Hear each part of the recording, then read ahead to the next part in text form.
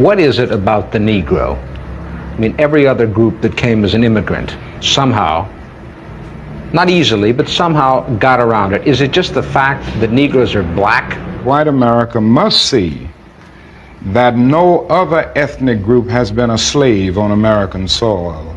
That is one thing that other immigrant groups haven't had to face.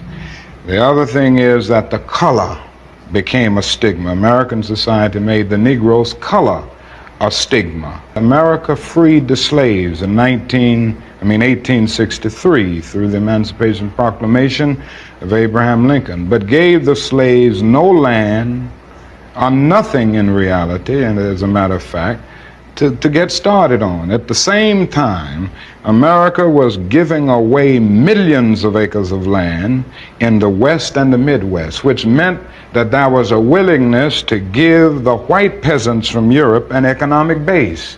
And yet it refused to give its black peasants from Africa, who came here involuntarily in chains and had worked free for 244 years, any kind of economic base. And so emancipation for the Negro was really freedom to hunger. It was freedom to the winds and rains of heaven. It was freedom without food to eat or land to cultivate, and therefore it was freedom and famine at the same time.